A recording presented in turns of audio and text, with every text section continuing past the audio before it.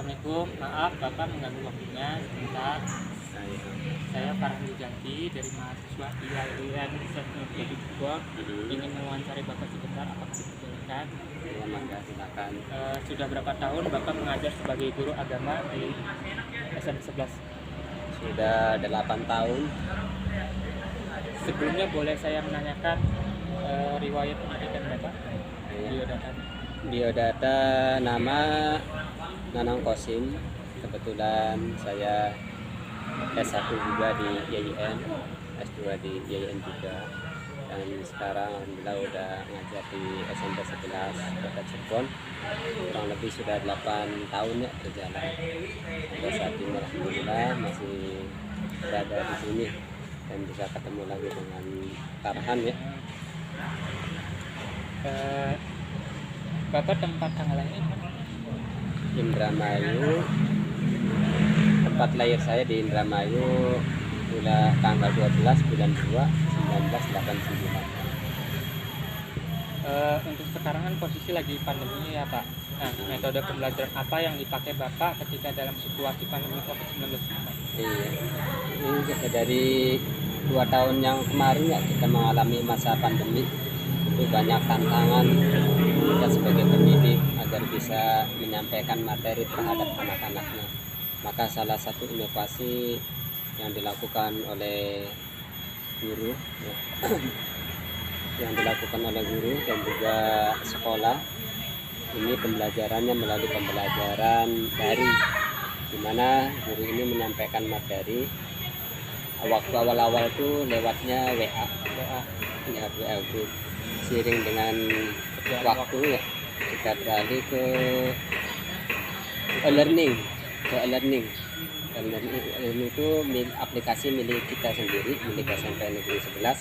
Guru bisa menyampaikan materi lewat e-learning tersebut. Prosesnya itu tetap ya kita ngajar tapi tidak ada muridnya. Dari proses kita ngajar tidak ada murid itu direkam lalu dimasukkan ke dalam aplikasi e-learning tersebut. Anak-anak bisa menonton dari sana.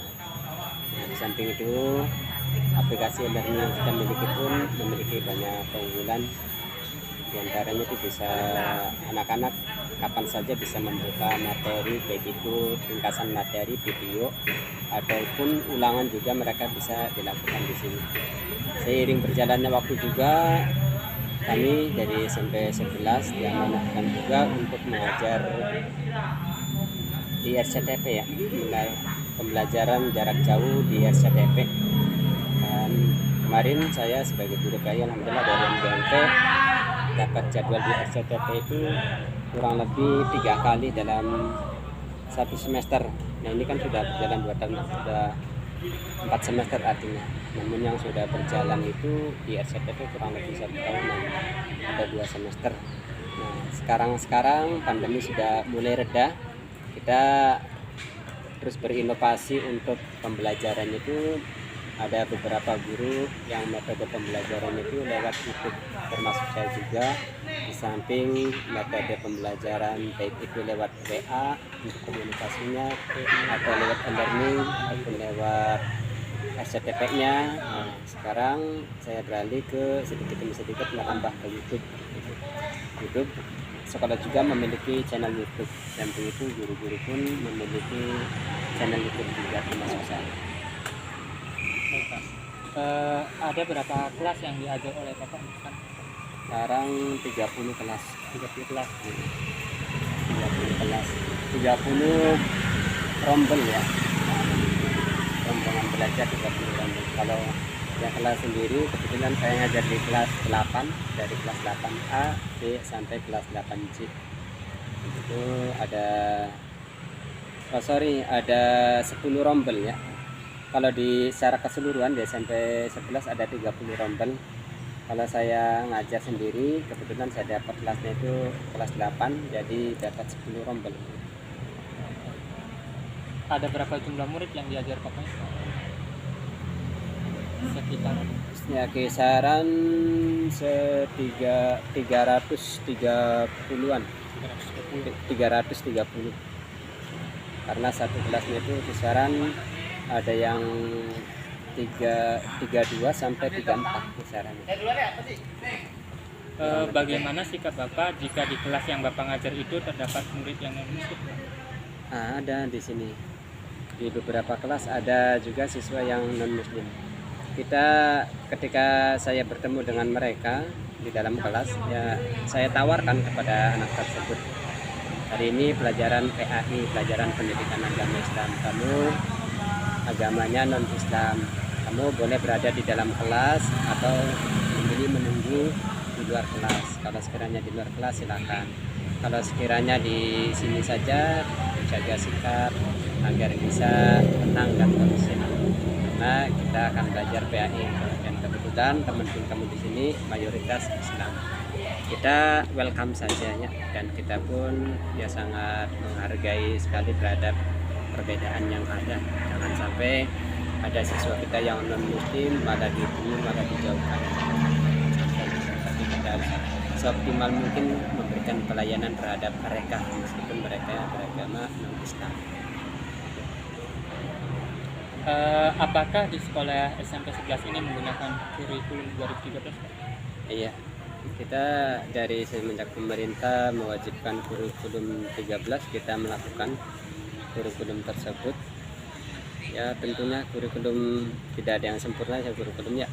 Kemarin ada kurikulum 13. 13 ini direvisi lagi, ada kurikulum 2013 yang disempurnakan. Kita menggunakan sekarang kurikulum 2013 yang disempurnakan. Artinya tetap namanya sih kurikulum 13 tapi yang sudah direvisi. Bagaimana cara penerapan kurikulumnya? Cara penerapan kurikulum sesuai dengan surat edaran materi kita, melihat KI dan KD-nya kita ya sesuai dengan petunjuk yang disampaikan melalui sekolah saja, kita ikuti saja. Apakah ada kendala terhadap penerapan kurikulum? Kalau melihat dari ini ya banyak sekali ya kendalanya, tapi kita sebisa mungkin meminimalisirnya.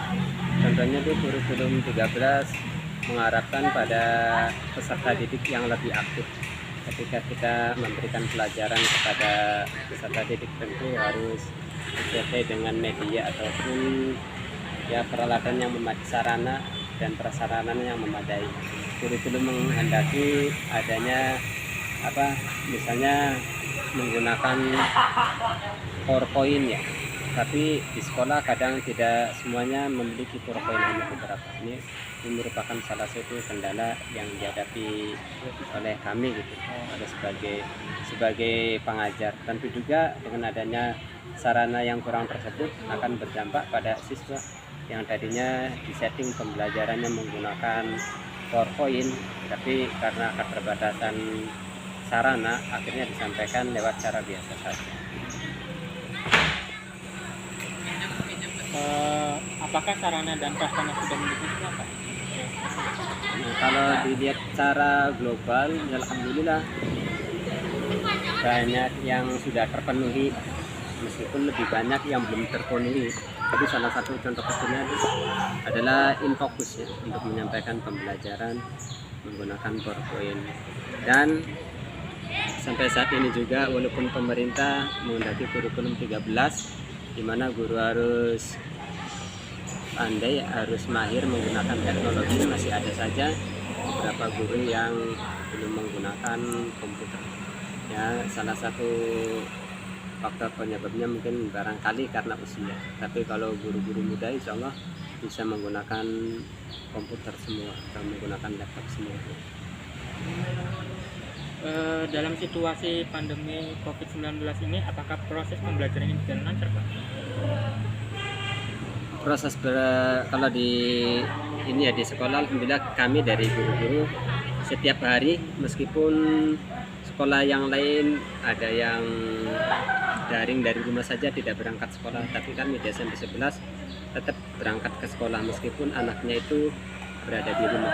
Kami melakukan pembelajaran daring lewat fasilitas yang dimiliki oleh sekolah yang diunggah nanti melakukan perekaman, lalu hasil rekaman tersebut diunggah di e-learning ataupun di YouTube. Ya, kami alhamdulillah sudah melakukan semua itu. Namun di lapangannya ketika siswa mau menerima pelajaran dari kami yang mana diunggah di e-learning atau di YouTube, mereka mengalami kendala. Salah satunya siswa kita ada yang tidak memiliki HP. Nah, sudah memiliki HP tapi kuotanya tidak ada gitu. Dan juga kadang sinyalnya. Tapi kami terus berusaha berinovasi dengan berbagai cara untuk mengatasi hal-hal tersebut. Salah satunya kami mendata anak-anak yang tidak memiliki HP. Lalu gimana caranya agar bisa menggunakan HP orang tua atau keluarganya yang ada di rumah sehingga anak tersebut bisa tetap belajar. Dan juga kemarin bekerja sama dengan RCTP, kami juga terlibat di dalamnya untuk menyampaikan materi lewat radar Cirebon TV-nya. Langkah-langkah atau upaya apa yang dilakukan oleh pihak sekolah supaya siswa-siswi tersebut dapat belajar meskipun sedang pandemi COVID-19 ini, Pak? Langkah yang dilakukan oleh sekolah tadi dengan melakukan berbagai inovasi ya. Pandemi mengharuskan anak-anak tetap berada di rumah, termasuk guru-gurunya pun harus berada di rumah. Namun aturan dari tempat sendiri ada guru 50% masuk sekolah, 50% berada di rumah. Guru-guru yang berangkat jadwalnya itu ke sekolah, mereka melakukan pembelajaran daring, menyampaikan materi, lalu direkam dan rekaman itu diunggah di e-learning. Mereka ada menyampaikan materinya dari sekolah. Sementara guru-guru yang berada di rumah, mereka juga tetap diusahakan untuk mempersiapkan atau menyiapkan bahan-bahan untuk disampaikan kepada siswa. Manakala bahan-bahan tersebut sudah saatnya masuk ke sekolah yang 50% tersebut, maka guru melakukan pembelajaran dari sekolah, lalu hasilnya disampaikan kepada anak-anak lewat e-learning tersebut. Apa pendapat Bapak terhadap pelaksanaan proses belajar mengajar dalam situasi pandemi COVID-19 ini? Menurut saya ini merupakan tantangan besar bagi guru ya, karena ini merupakan perubahan yang sangat drastis ya. Dimana pembelajarannya sebelumnya itu kita bertatap muka seperti ini, kita juga bisa langsung ngobrol dengan anak-anak kekurangannya di mana, anak-anak sudah paham apa belum terkait dengan materi yang kita sampaikan, kita sudah bisa melihatnya. Tapi ketika pandemi ini datang, maka kita tidak bisa bertemu dengan anak-anak. Sementara tugas kita sebagai guru tetap mencerdaskan anak bangsa, bagaimana caranya meskipun anak-anak belum bisa ketemu dengan kita, tapi mereka paham materi yang kita sampaikan lewat e-learning atau lewat video yang direkam. Nah, ini merupakan tantangan besar bagi kita, dan tentu kita harus tetap semangat, harus tetap berinovasi.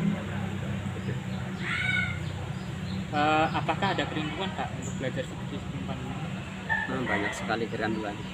Ketika pemerintah Kota Cirebon membolehkan 50% anak-anak bisa masuk ke sekolah, itu bisa antusias sekali oleh siswa, oleh orang tua, termasuk oleh guru-guru kami, oleh guru-guru yang ada di sini sangat antusias sekali. Mereka banyak yang sekali curhat lewat WA-nya atau lewat teleponnya, kapan masuk sekolah, ketika sekolahnya tutup, langsung ya banyak yang datang, tidak melewatkan kesempatan itu. Tapi ada juga kalau lihat beberapa orang tua, ada yang mereka tetap menjaga protokol kesehatannya. Ada beberapa orang tua yang sangat khawatir sekali terhadap kesehatan anak-anaknya. Walaupun pemerintah sudah membolehkan 50% siswa masuk ke sekolah, tapi ada beberapa orang tua yang enggan ya, artinya yang nanti saja untuk masuknya, sehingga orang tersebut memberikan surat keberatan, anak saya nanti belajarnya di rumah saja pada saat ini karena masih dikhawatirkan adanya COVID gitu. Apakah ada keluhan dari orang tua murid terhadap cara proses belajar putra putri? Nah, ini keluhan tentu karena karakter daripada orang tua juga bermacam-macam ya. Ada yang menyampaikan ucapan terima kasihnya karena kita sudah berhasil untuk tetap menyampaikan materi lewat e-learningnya, lewat daringnya, lewat channel YouTube-nya. Ada juga orang tua yang merasa keberatan, kok anak saya belum dikasih tugas, anak saya sudah belajar apa hari ini. Karena kita terus terang tidak bisa ketemu langsung dengan anak-anak, jadi kita tidak tahu materi yang kita sampaikan lewat rekaman video sudah tersampaikan kepada anak-anak atau belum. Orang tua yang kritis maka setiap hari akan menanyakan terus kepada anaknya, kamu hari ini udah belajar belum, materinya apa.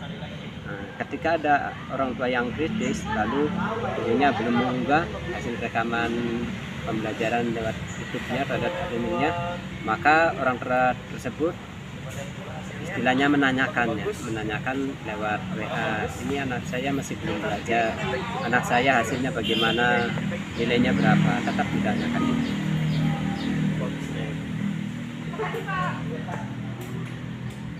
Hampir 2 tahun kan siswa-siswi ini belajar tidak menentu ya Pak, karena harus disesuaikan dengan kebijakan pemerintah yang kaitannya dengan COVID-19. Nah, bagaimana situasi sekarang? Apakah sudah belajar normal kembali?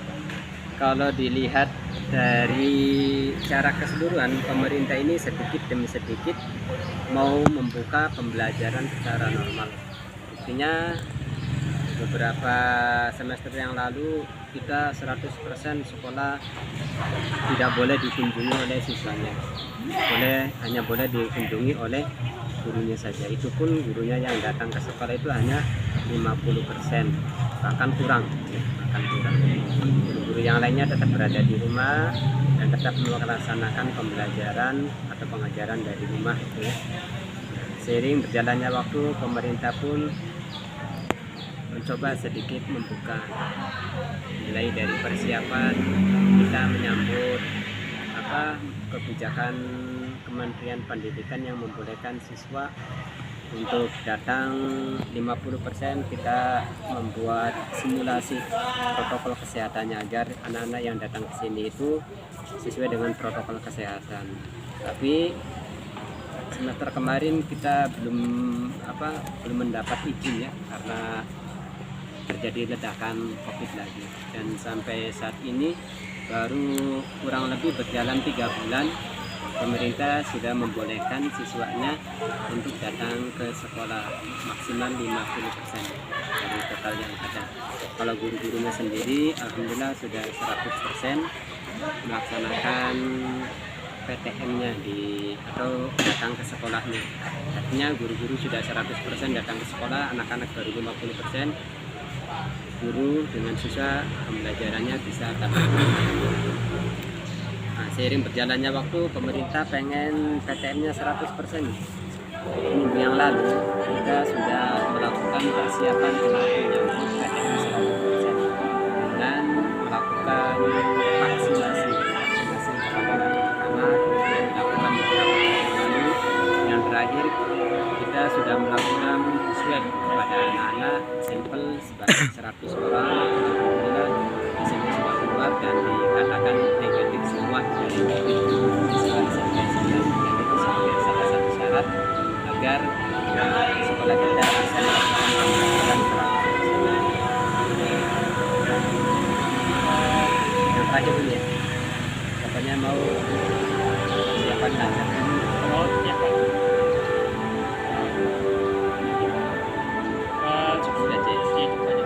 Oke, terima kasih sebelumnya sudah waktunya masuk dan saya juga harus mulai pembelajaran sana. Terima kasih. Assalamualaikum warahmatullahi wabarakatuh. Waalaikumsalam.